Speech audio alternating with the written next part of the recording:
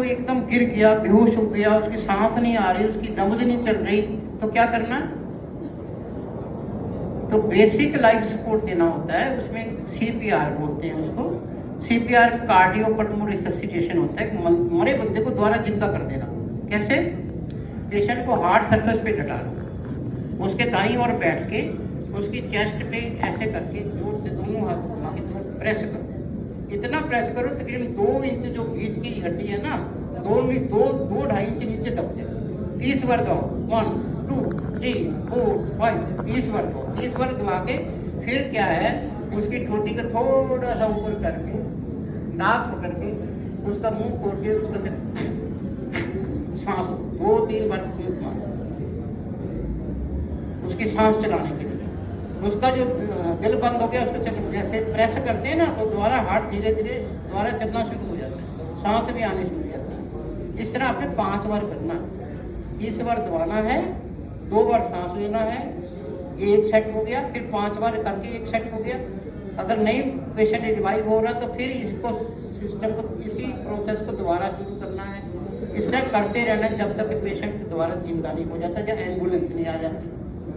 दूसरे किसी को बोल दो बंदा बेहोश होकर जल्दी जल्दी एम्बुलेंस को फोन कर दो। हाँ, ऐसे करके वो तो डिमॉन्स्ट्रेशन देंगे, तो दोनों आंखों में एंगुलियां फंसा के ऐसे दबाना होता है। वो तो सीपीआर का अलग से डिमॉन्स्ट्रेशन होती है।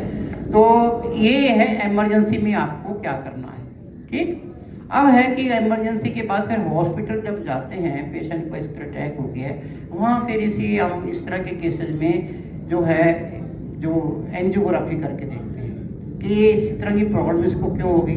अगर बहुत सीरियस पेशेंट को सीधा इमरजेंसी एंजियोग्राफी करनी पड़ती है। अगर हमें डाउट है, सिम्टम है, पता नहीं हार्ट की प्रॉब्लम है या नहीं है, तो फिर हम कुछ और टेस्ट होते हैं, जैसे ट्रेडमिल टेस्ट होता है, हार्ट का अल्ट्रासाउंड, इकोकार्डियोग्राम होता है। इकोकार्डियोग्राम भी जो बुजुर्ग लोग हैं, चल नहीं सकते, घुटने में दर्द हो रही है, उसको हम एक इंजेक्शन होता है डोपामिन, उसको लगा के करते हैं, डीएससी बोलते हैं। एक ऊपर थोरेक्स में से ट्यूब डाल के इकोग्राम होता है, टी बोलते हैं। और क्या टेस्ट होते हैं? होल्टर टेस्ट होता है, नब्ज कम चल रही है, चक्कर आ रहे हैं, इसका नब्ज गड़बड़ तो नहीं है, कभी तेज हो जाती, कम हो जाती है, इसका क्या रेट रहता है, क्या इसका रिदम क्या है, बीच बीच में रेगुलर तो कभी 70 पे चली जाती है, 90 पे चली जाती है, 50 पे आ जाती है, इस तरह के भी पल्स रेट हो जाता है। तो होल्टर करते हैं, ELRB टेस्ट होता है, पेट स्कैन होता है, स्टेंसिलियमो टेस्ट होता है, इस तरह के बहुत से टेस्ट होते हैं। और ब्लड के टेस्ट होते हैं। एक तो रूटीन ब्लड के टेस्ट हैं कि इसको कहीं शुगर तो नहीं, पहले तो कभी चेक नहीं कराया, शुगर निकल आती है, BP ज़्यादा निकल आता है, थायराइड ज़्यादा निकल आता है, कोलेस्ट्रॉल बहुत ज़्यादा बड़ा निकल आता है, यूरिक क्रिएटिनिन बढ़ा आते हैं, ये रूटीन टेस्ट है। हार्ट संबंधी भी कुछ टेस्ट होते हैं जिसको CRP बोलते हैं, C reactive protein, D dimer test, इस तरह के कुछ स्पेशल टेस्ट। ट्रोप-T टेस्ट होता है, बहुत इंपॉर्टेंट है, वो 6 घंटे बाद पॉजिटिव आता है। दर्द हुई है उसके 6 घंटे आप ब्लड देके एक ट्रोप-T और ट्रोप-I 2 टेस्ट होते हैं, वो अगर पॉजिटिव आता है तो श्योरली जो है हार्ट का मसल अंदर डैमेज हुआ है, उससे भी पता चल जाता है। बाकी एंजियोग्राफी तो कन्फर्म हो ही जाता है। अब एंजियोग्राफी जब करते हैं, ये नसों में क्या ब्लॉकेज है, कितनी है, 30-40% तो आप कोई भी एंजियोग्राफी को हर किसी का ही नहीं गलाएगा, उसको हम ज़्यादा ग्रो नहीं करते, इम्पोर्टेंस नहीं देते, उसमें दवाइयाँ वगैरह देते हैं। अगर आपका 60, 70, 80, 90, 100 तक भी ब्लॉकेज है तो उस हिस्से को ब्लड कैसे जाएगा? उसके लिए फिर हम उसको खोलते हैं। खोलते कैसे हैं?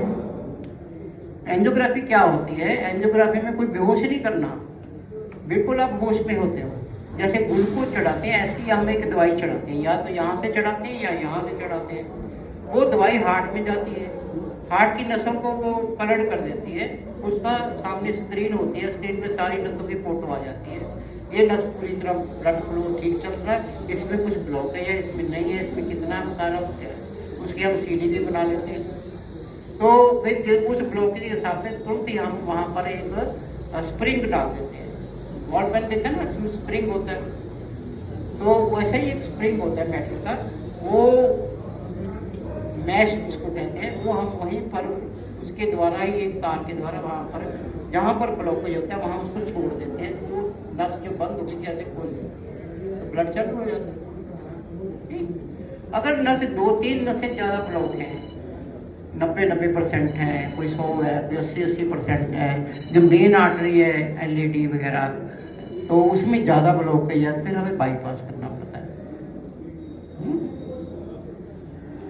और कुछ पेशेंट ऐसे होते हैं हमें बाईपास करने के बाद भी, या स्टंट करने के बाद भी उनको प्रॉब्लम बनी रहती है। क्यों बनी रहती है? जो हार्ट को, ये जो बड़ी नसें है ना, ये हार्ट को सप्लाई करती हैं लेकिन तकरीबन 40% ब्लड, और इसके अंदर जो छोटी छोटी नसें होती हैं इसको हम कैपिलरीज बोलते हैं। कैपिलरीज बॉल जैसी नसें होती हैं, वो जो हार्ट के 60% हिस्से को ब्लड देती हैं, उनका रोल होता है। वो नसें ईश्वर क्या बाईपास कर देता है। कई बार हम देखते हैं कि 80-90% ब्लॉक है या पेशेंट को कोई प्रॉब्लम नहीं है, वो ठीक चल रहा है, वो परमात्मा बाईपास कर देता है। जो छोटी नसें बंद पड़ी होती हैं वो उनको खोल देता है। इसलिए हम उसके पहले एक टेस्ट होता है FFR, फ्रैक्शन फ्लो रेजोनेंस, उसे पता कर लेते हैं ब्लॉक के आगे पीछे ब्लड सप्लाई कैसे। एक स्टेथोस्कोप टेस्ट होता है कि बाकी नसों में हार्ट को खून तो ठीक मिल रहा है, ब्लॉकेज के बावजूद भी यदि खून ठीक मिल रहा है तो फिर इन चीज़ों की बाईपास वगैरह की जरूरत नहीं होती। और स्टेथोस्कोप होता है, पेट स्कैन होता है, वो हम करते हैं। ठीक है। कुछ पेशेंट को क्या होता है कि ये सारा कुछ करने के बावजूद भी प्रॉब्लम बनी रहती है। वहां पर एक और प्रोसीजर है, उसको कहते हैं EECP, extra enhanced extra counter pulsation, कि वैसे तो ब्लड ऊपर से नीचे ऐसे फैलता है, हम वहां पर के वो एक मशीन होती है, काफी महंगी होती है, 25-30 लाख की, उसमें जैसे ब्लड चेकअप करने के वक्त हम जहाँ कप बांधते हैं ना, ऐसे पैरों के पिंजरों में कप बांधते हैं, जहाँ थाइज में कप बांधते हैं, हिप्स में कप बांधते हैं, कप बांध के उसको प्रेस करते हैं। प्रेस करके वो जो ब्लड है वो ऊपर को जाता है, जो ऊपर को जाता है। जो छोटी छोटी नसें पूरे शरीर में ही होती हैं, हर अंग में छोटी छोटी नसें होती हैं, जो बंद पड़ी होती हैं, जब कम काम करती हैं, वो उन पर जब प्रेशर पड़ता है, बैक गियर लगता है, तो नसें खुलने लग जाती हैं। ऐसे वो हार्ट की नसें भी खुलने लग जाती हैं। इस तरह 20 सीटिंग करनी पड़ती है, 1-1 घंटे की 20 सीटिंग होती है। वो करने से उसमें कोई इंजेक्शन नहीं, कुछ नहीं, बिल्कुल वो कोई बेहोशी नहीं, कोई मेडिसिन नहीं, केवल मात्र इस तरह वो करने से, प्रोसेस करने से, काउंटर फिक्सेशन करने से नसें ब्रीक होती हैं। और वो नेचुरल बाईपास एक तरह से उसको करने से 1 महीने के अंदर सारी नसें खुल जाती है। और वो वाला तरीका भी अपनाना पड़ता है। एक सबसे इम्पोर्टेंट बात मैं और बताना चाह रहा हूँ कि हमारे शरीर के अंदर जो मेटाबॉलिज्म टूट फूट होती है, जब हम काम करते हैं, जैसे कारखानों में मशीनरी काम करती है तो बहुत सी मैल पैदा हो जाती है। ठीक है, वो हमारे शरीर में भी पैदा होती है, उसको हम कहते हैं रेडिकल्स। हाइड्रोजन पेरोक्साइड है, नाइट्रोक्साइड है, इस तरह के रेडिकल्स पैदा हो जाती है। वो पॉइजनस होते हैं, वो इंजर करती हैं टिश्यूज को। तो उनको न्यूट्रलाइज करने के लिए बॉडी को डिटॉक्स करना होता है। 2-3 चीजें मैं डिटॉक्स के लिए बता रहा हूँ, ध्यान से सुनिएगा, आपको शायद कोई और दूसरा डॉक्टर ना बताए। नंबर 1, डिटॉक्स करने के लिए पहली बात यह है कि एप्पल साइडर विनेगर आता है, ऑर्गेनिक। 2 तरह का होता है, inorganic, organic. Organic Apple cider vinegar आता है, उसका 1 चम्मच गर्म पानी कप में डाल के 1 महीना ले लो। विनेगर, एप्पल साइडर, सेब का सिरका बोलते हैं, एप्पल साइडर विनेगर, सेब का सिरका। ठीक है। तो दूसरा क्या है कि आप अदरक, नंबर 1, नंबर 2 लहसुन, नींबू। ठीक है, इन तीनों का 1-1 कप रस निकाल लो। ठीक, और 1 कप ले लो एप्पल साइडर विनेगर। 4 कप हो गए। 4 कप को आप गर्म करो, उबाल लो। जो 4 का 3 कप रह जाए उसमें 3 कप ही शहद मिला दो। ठीक, इसको मिक्सर को एक बोतल में, कांच की बोतल में भर के रख दो फ्रिज में, महीनों चल जाएगा। क्या करना है, 1 चम्मच लेना सिर्फ रोज, बहुत इफेक्टिव है। एक और बताता हूँ आपको, अदरक, नींबू, लहसुन। हाँ जी, जो रेडिकल्स होते हैं, हाइड्रोजन पेरोक्साइड बॉडी के अंदर बनते रहते हैं टूट के कारण या पोल्यूशन के कारण, जो गंदी ड्राइव के कारण वो जो बनते हैं उसको खत्म करने के लिए, जो हार्ट की जो वॉल इंजर होती है ना, अंदर की वॉल, वो रेडिकल्स के कारण भी होती है। तो उसको खत्म करने के लिए एक तो ये है, सीधा एप्पल सीडर मिनरल जाइए, मिक्सचर बना के रख लो। एक आयुर्वेदिक है, उसको भी ध्यान से सुनिएगा। एक सेकंड एक सुनो, वो एक और मैं आपको आयुर्वेदिक बता रहा हूँ, वो भी आपको बना के रख लो, महीनों चल जाएगा, आपको कोई और डॉक्टर शायद ना बताए। नंबर 1, उसमें 250 ग्राम मेथी दाना लेना है, 250 ग्राम मेथी दाना, 100 ग्राम अजवाइन, ठीक है, 50 ग्राम उसमें लेना है हर्ड, और एक चीज़ उसमें और है, अजवाइन, मेथी दाना और काली जीरी, ठीक है, काली जीरी भी 50 ग्राम और हर्ड भी 50 ग्राम। आप इसको किससे पिसवा लीजिए, पिसवा के पाउडर बन जाएगा। आप 1 चम्मच रोज इसका रात को गर्म पानी से लाना है। इसके कई फायदे हैं। मैंने ऐसे पेशेंट में देखा है कि जिनके जोड़ों की दर्द जा नहीं रही थी, घुटनों में, वो चलने फिरने लग गए। और रेडिकल्स को भी खत्म करता है, पूरी बॉडी को डिटॉक्सीफाई करता है। और डिटॉक्सीफाई का एक नेचर और है सनलाइट। पूरी बॉडी को कपड़े उतार के 1 घंटा धूप देनी है, उससे केवल विटामिन डी नहीं बनता है, कोलेस्ट्रॉल भी कम होता है, बॉडी डिटॉक्सीफाई भी होती है, फ्री रेडिकल्स भी खत्म होते हैं। पूरी बॉडी को कम से कम कपड़े पहन के धूप में बैठो, 1 घंटा दिखाइए, गर्मी हो तो कम समय दे दीजिए, ठीक है। तो ये मैंने जो तरीके बताए कि हार्ट में क्या बनावट है, क्या उसके अंदर रोग पैदा हो सकते हैं, क्या उनके कारण है, कैसे उसको प्रिवेंट किया जा सकता है, अगर हो जाता है तो क्या उसमें एमरजेंसी में क्या देना है, हॉस्पिटल में जाके कैसे हम मैनेज करते हैं, तो ये सारी कुछ एक्यूप्रेशर का भी है। एक चीज़ और मैं बताता हूँ, आप एक वो जब अटैक होता है तो हम अपनी एलोपैथिक मेडिसिन देते हैं, सॉर्बिटेट और ये आपका टॉर्वोस्टैटिन, डिस्प्रिन। एक इसमें होम्योपैथिक मेडिसिन भी बहुत इफेक्टिव है, आप नोट कर सकते हैं, एकोनाइट 200। इसके सिर्फ 2 बूंद जीभ के ऊपर रखनी है तो वो हार्ट अटैक की जो दर्द होती है उसको कंट्रोल कर लेता है। कुछ भी ना मिले ना, कुछ भी ना मिले, ये भी नहीं है वो भी नहीं है, घर में लाल मिर्च पड़ी होगी आपके पास साबुत, उसको लाल मिर्च मुंह में डाल के चबाओ, जलता मुंह जलता, जलने दो। पता क्या होता है, लाल मिर्च डालने से नाइट्रस ऑक्साइड पैदा होता है, जो सॉर्बिटेट काम करती है वो ये काम कर देती है। हाँ जी, लाल मिर्च, एकोनाइट 200, बाकी जो मैंने अपनी एलोपैथिक दवाई दी उसका एक सेट। कितना आप सेवा कर सकते हो समाज की, ये 2-3 चीजें अपने घर में हमेशा रखते हो तो कितना आप हार्ट के रोगों से बच सकते हो, लोगों को बचा सकते हो। लास्ट में मैं जोर दूंगा डाइट के ऊपर, ठीक है। सारी जो गड़बड़ होती है डाइट के कारण होती है। डाइट में क्या है, नंबर 1, पहले जो फैट है, चर्बी है, हमारे शरीर की जरूरी है, कोलेस्ट्रॉल जरूरी है, बॉडी को ग्रीस करता है, विटामिन डी बनने में सहायता करता है। परंतु जो फैट होती है वो 3 तरह की होती है, सैचुरेटेड, अनसैचुरेटेड और ट्रांसफैट। ट्रांसफैट क्या होती है, जैसे ये देखा होगा आपने, समोसे निकालते हैं, पूरी निकालते हैं, वो जो तेल दिन भर पकता रहता है वो जहर बन जाता है। उसमें से जो चीज़ पूरी निकालोगे, समोसे निकालोगे, कचौरी निकालोगे, वो तेल उसके अंदर चल रहा है, वो कार्सिनोजेनिक भी है, कैंसर भी होता है। वो उसके अंदर एलडीएल कोलेस्ट्रॉल बहुत ज़्यादा होता है जो हार्ट को नुकसान करता है। तो कौन सा ऑयल लेना है, वेजिटेबल ओरिजिन, प्लांट ओरिजिन, सरसों का तेल ले लो, अरसे का ले लो, सोयाबीन का ले लो, कोई ले लो आप। तो वो मतलब सबसे बेस्ट सरसों का, चीप एंड बेस्ट। थोड़ा तो यूज़ करना होता है, देसी घी भी थोड़ा बहुत यूज़ कर सकते हो। ये तो एक चीज़ का। दूसरा है फाइबर कम लेते हैं हम, आटे को छानते हैं, आटे को छानते हैं तो मैदा सा बन जाता है, तो वो चिपक जाता है अंतड़ियों में जाके, फाइबर नहीं मिलता। फाइबर नहीं मिलने से कोलेस्ट्रॉल बढ़ता है, जितना फाइबर ज़्यादा हो कोलेस्ट्रॉल कम होगा, ठीक है। तो आटे में चोकर मिला के आप रोटी बनाइए, चोकर जानते हैं ना, भूसा जो होता है उसको मिला के खाइए। अगर वो, और दूसरा जो इसबगोल की भूसी होती है वो भी यही होता है, वो थोड़ा सा दही में मिला के खा। फाइबर होना चाहिए, जो बहुत जरूरी है बॉडी में। फाइबर नहीं जाता, ज़्यादातर ये मैदा टाइप चीज़ें जाती हैं, जो जंक फूड है, पिज़्ज़ा है, बर्गर है, तो प्योर ही मैदा है।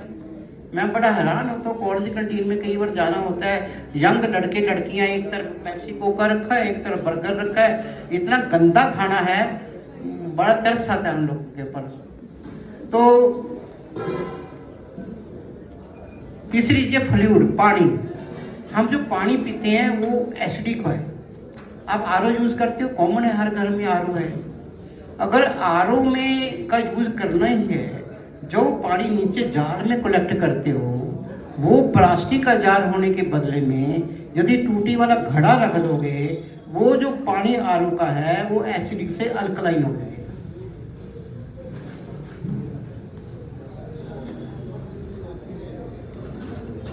वैसे तो जरूरत नहीं है, कोशिश करो कि जितना पानी जमता है उबाल के रख लो, तो जितने मिनरल सब निकल जाते हैं। पानी फूका होता है, उसमें मिनरल ही नहीं है, तो उबाल के रख लो, ठंडा करके वो पियो। अगर आपको नहीं करना तो फिर जैसे मैंने बताया कम से कम इतना तो करो। और फ्लूइड में क्या है, एल्कलाइन ज़्यादा लेना है। एल्कलाइन में क्या है, नारियल का पानी है, सादा पानी है, नींबू पानी है, परंतु एसिडिक नहीं लेना। एसिडिक में और कौन सा फ्लूइड आता है, Pepsi Coca, Fanta, Coca Cola. इसका पीएच पता कितना होता है, पीएच एक पेपर होता है लिटरस पेपर। कोई चीज़ एसिडिक है या एल्कलाइन है, उसको देखने के लिए, जांच करने के लिए वो लिटरस पेपर हम डालें। अगर पानी में डालें तो 7 आएगा, ठीक है। अगर उसमें थोड़ा सा तेजाब डाल दो तो 7 से नीचे गिर जाएगा, 6 हो जाएगा। और तेजाब डाल दो 5 हो जाएगा, और तेजाब डाल दो 4 हो जाएगा, और डाल दो 3 हो जाएगा, और कम डाल दो 2 हो जाएगा। ये पेप्सी कोका और फैंटा जितने भी ड्रिंक हैं, इनको लंबे समय तक रखने के लिए के अंदर प्रिजर्वेटिव डाला जाता है, जिसके कारण इसका जो पीएच है पूरा एसिडिक हो जाता है। कितना होता है एसिडिक, 2.4। 2.4 कितना कितना चाहिए, 7। अगर 7 में थोड़ा जहर मिला दो तो 6 हो जाएगा। इसका होता है 2.4। कितनी बेवकूफ़ी है, कितनी मूर्खता है। पेप्सी को बड़ी बोतल 2 लीटर के ले आएंगे, सारे लोग पिला दो। ये तो बैन करना चाहिए गवर्नमेंट। लाल बहादुर शास्त्री ने कर दिया तो भगा दिया था इनको, तो फिर गवर्नमेंट ले आई। ये बड़े बड़े एमएलए एमपी सबको खरीद लेते हैं, बड़ी लॉबी है इनकी, करोड़ों रुपया चुनाव के टाइम इनको देते हैं, इसलिए भगाते नहीं है। शहर पिला रहे हैं अपने बच्चों को, तो बिल्कुल बैन होना चाहिए। इतना एसिडिक फूड बच्चे पी रहे हैं। घर गाँव में भी आता हो गया, पहले लोग दूध पिलाते थे, वहाँ पर अभी पेप्सी कोका ही पिलाते हैं। क्या फ्लूइड के बारे में, पानी और कितना लेना चाहिए पर दिन में, 3-4 लीटर पानी चलेंगे। अगर हार्ट फेल है, ठीक से काम नहीं कर रहा, वहाँ हम कम पानी देते हैं, 1 लीटर से ज़्यादा पानी नहीं देते। चौथी बात है फास्ट, बहुत इंपॉर्टेंट चीज़ है जो मैं बताने जा रहा हूँ। अगर आप इस पर अमल कर लें तो बहुत सिंपल है और कर सकते हो। 14 घंटे की फास्टिंग रोज करनी है। आप कहते ये कैसे हो जाएगा, सिंपल। रात का खाना 7 बजे खा लो, सुबह ब्रेकफास्ट 9 बजे। कितने घंटे हो गए, 14 घंटे हो गए। अलग से फास्ट करने की जरूरत नहीं है, ये 14 घंटे कर लो। 7 बजे खाना मैं क्यों कह रहा हूँ कि 7 बजे के बाद बॉडी का जो मेटाबॉलिज्म है बहुत स्लो हो जाता है। सुबह दिन सूरज चढ़ता है, मेटाबॉलिज्म तेज होता है, जल्दी खाना पचेगा। जो जो दिन ढलता जाता है, सनसेट होता है, मेटाबॉलिज्म स्लो होता है, खाना पचता नहीं है। इसलिए 7 बजे तक खाना, मैक्सिमम 8, इससे बाद खाना खाना जहर। तीसरे ये फास्ट के बारे में बताया, और ये है लास्ट में कि खाने में फ्रूट टाइप और वेजिटेबल टाइप ज़्यादा लेना है, ठीक। रेस्ट करना है, 8 घंटे की कम नींद लेना है। खाने के बाद वज्रासन में बैठ जाओ, खाना अच्छी तरह पचेगा। 10-15 मिनट शवासन में लेट जाओ, ठीक। एक मैं और बताता हूँ, लास्ट में ख़त्म करने जा रहा हूँ। एक है यज्ञ थेरापी। यज्ञ की मेडिसिन क्या है, क्या कहने जा रहा हूँ, हवन। ये जो देखो, आपको 1 चम्मच घी, किसी को 1 चम्मच घी आपने 100 आदमी को खिलाना है, तो क्या करो, उसको अग्नि के भेंट कर दो। उसके वेपर बन के दूर दूर तक फैल जाएंगे, सब उसके वेपर आपके अंदर चले जाएंगे, 100 आदमी के अंदर चले जाएंगे। 1 चम्मच घी आपने 100 आदमी को खिला दिया। पानी का गिलास है, उसकी क्या ताकत है, उसकी स्टीम बना दो, भाप बना दो, उसकी ताकत बढ़ जाएगी। भाप का इंजन आप देखते हो, गाड़ी को खींचता है, तो जो कोई चीज़ नष्ट नहीं होती है, साइंस का फार्मूला है। आजकल के नौजवान लड़के लड़कियां कहेंगे यार बड़े बेवकूफ़ हो आप, खाने को मिलता नहीं कि आप इसको आग में डाल रहे हो। उनको कहो आप साइंस में पढ़ते हो या नहीं, एक फार्मूला है साइंस में, उनको बता दिया करो जो कोई ऐसा कहे। क्या है formula? Matter can neither be created nor can be destroyed by any physical और केमिकल मीन्स। मैटर कोई भी पदार्थ, मैटर जो प्रकृति से बना परमाणु है, ना तो इसको बनाया जा सकता है ना इसको बिगाड़ा जा सकता है। किसी भी भौतिक या रासायनिक क्रिया के द्वारा इनको नष्ट नहीं किया जा सकता, ना इनको बनाया जा। क्या मतलब? ये सदा से है, उनका रूप बदल जाएगा, उसकी शेप पानी का स्टीम बन जाएगा, स्टीम को ठंडा कर पानी बन जाएगा, बर्फ बन जाएगा, वो शक्ल बदल जाएगी, खत्म नहीं होगा। ऐसे ही घी के वेपर बन जाएंगे, खत्म नहीं होगा। और जो सामग्री डालते हैं ना हवन में, वो कई जड़ी बूटियों का मिश्रण होता है।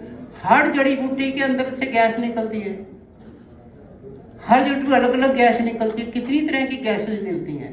वो जो गैसेज होती हैं वो वातावरण को शुद्ध करती हैं। जब तक हमारे देश में घर घर यज्ञ होता था, रामायण और महाभारत काल में हर घर में यज्ञ करना जरूरी होता था। डेली पूरा परिवार बैठ के करता था, घर का वातावरण शुद्ध रहता था, आसपास का वातावरण शुद्ध। अब यज्ञ कब करते हैं?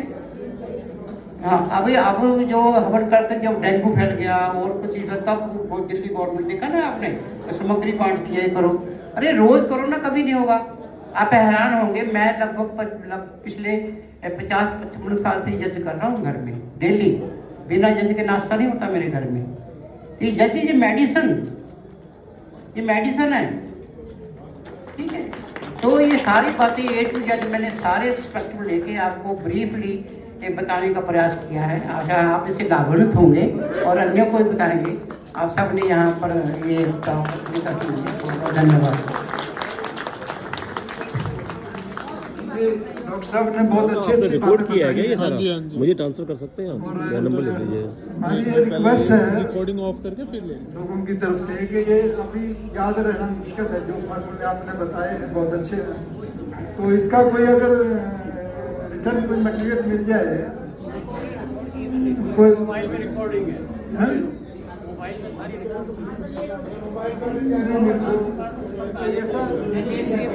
अगर ऐसा है तो हम सप्लाई कर देंगे सबको।